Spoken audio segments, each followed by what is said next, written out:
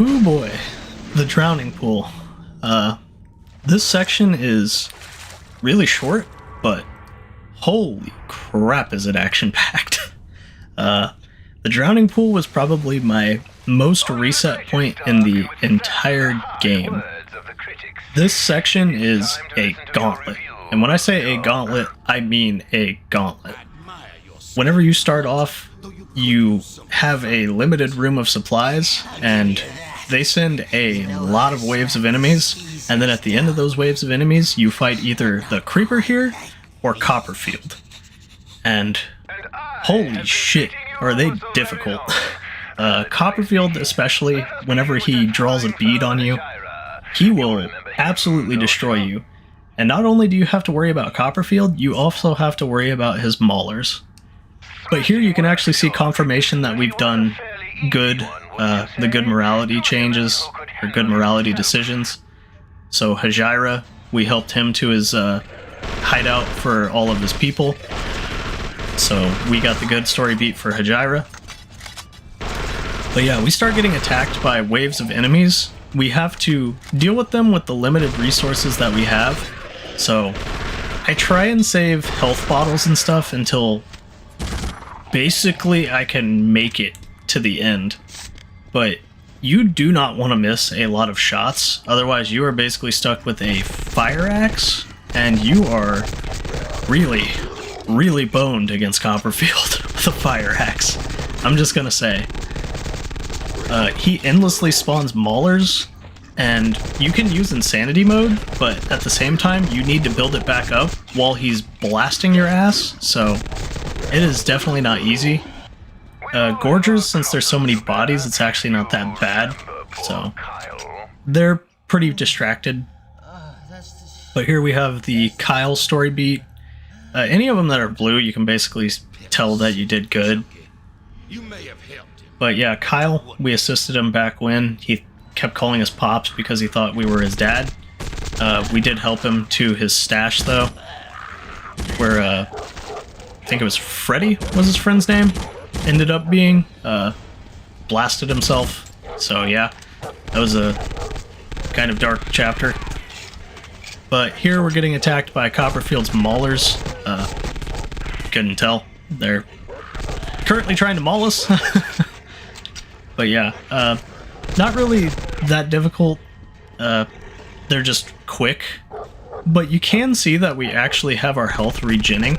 So as long as the enemies don't hit super hard, we don't really have a whole lot to worry about, as long as we just don't keep getting absolutely slapped over and over again. And not entirely sure how the first shot missed there, but it's not super big. But yeah, now we have Consuela, wife of Ernesto from the first game. He was actually the correctional officer that led us to our death row cell. So, pretty interesting connection to the first game. But yeah, another good story beat. Again, this is particularly why I kept resetting at parts where I had to escort people, because I wanted these good story beats. You can do it bad, you can do it neutral, that sort of thing. But I wanted them to all be good.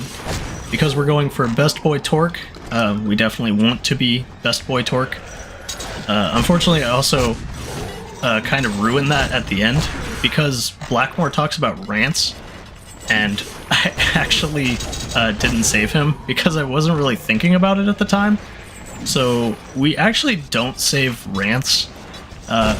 If I go, I'll just explain it in the next part, but Rance is actually the guy that writes the little inserts in the loading screens, signs off as RT. It's Rance Truman. So here we have the little bit about Elroy, so Junior. But yeah, got the good story beat there too. And Creeper likes telling us that we're goody goody. Just to see if he liked it like that. He looks like the type. And the Creeper, of course, being a creepy bastard. Just well named. Good character. Like, I don't think you could name him better. But here we start getting harder and harder enemies, arsonists, triggermen. Eventually, since I'd reset so much, I kind of had the patterns down. It was definitely a pain in the ass at points. Like, I got to Copperfield like 8 times or so, and then kept dying to him. And he was just a dick. Like, after this gauntlet, it is just insane. Do you remember this fellow? Not exactly the most brave you'd find, but he was a strong man. How do you react to And he's going to talk about Riley. Bloody hell! I'd say thank you, but at this point, And again, we were just going for the good story beats, so we did also save Riley. but I would not lift a finger to help someone who shirks his responsibilities. Again, the input from Copperfield and the Creeper. But then we get another wave summoned. This one's Marksman, so we definitely want to take advantage of cover or just deal with them before they have a chance to square up. And the shotgun does do relatively good work. The Marksman in particular, we just want to aim for headshots. It's super deadly against them in particular. But far from least. Your dear friend But yeah, Miles, there wasn't really anything we could do with Miles. It's just scripted to where he ends up dying. So we can't do anything about him. First I hear this, I can't believe I say no way. Not my man, Torque.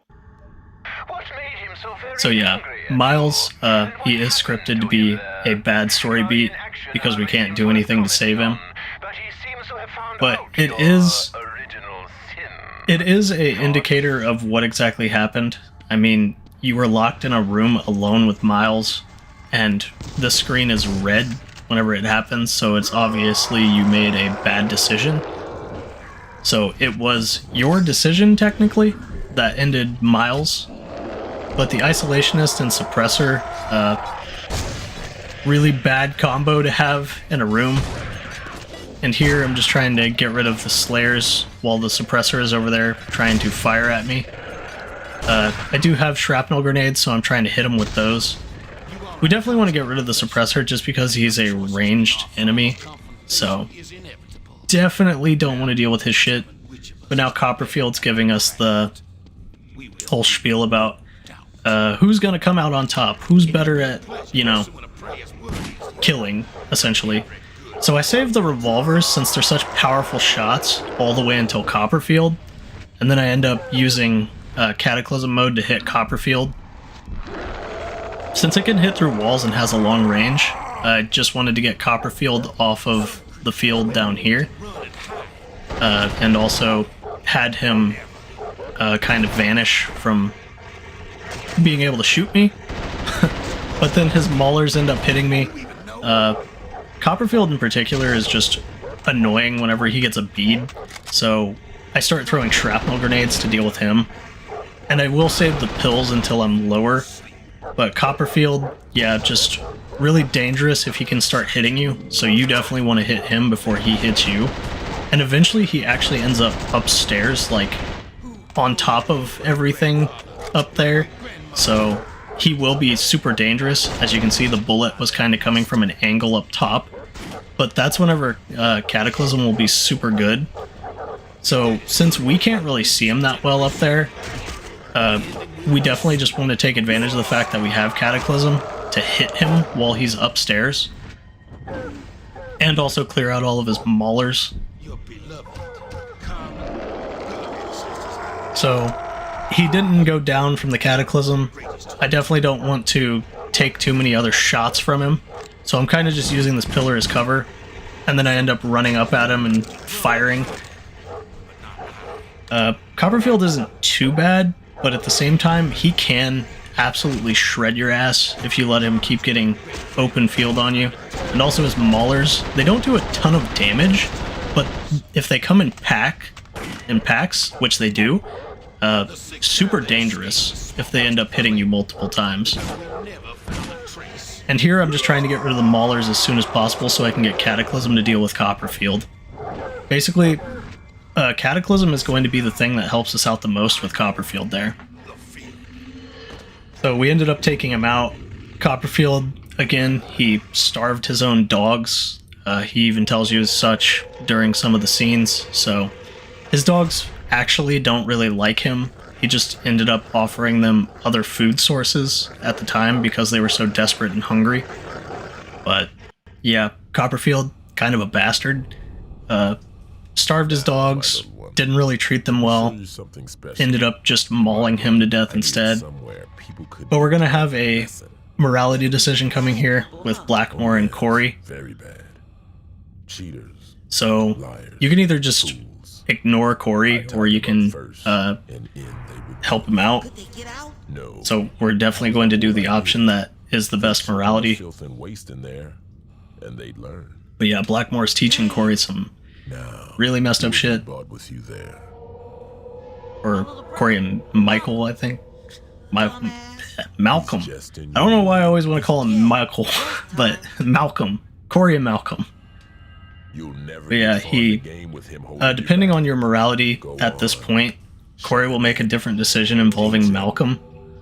If you're bad, then he'll just push Malcolm into the drowning pool. Your father did. If you're good, then you'll see. No, I won't do it. I'll never. So it's a good indicator that we've got good morality at this point, since Malcolm or Corey won't get rid of Malcolm. Bad he has such a So, loser really good. for a role model. But we're gonna jump in after Corey to stop him from drowning in the drowning pool.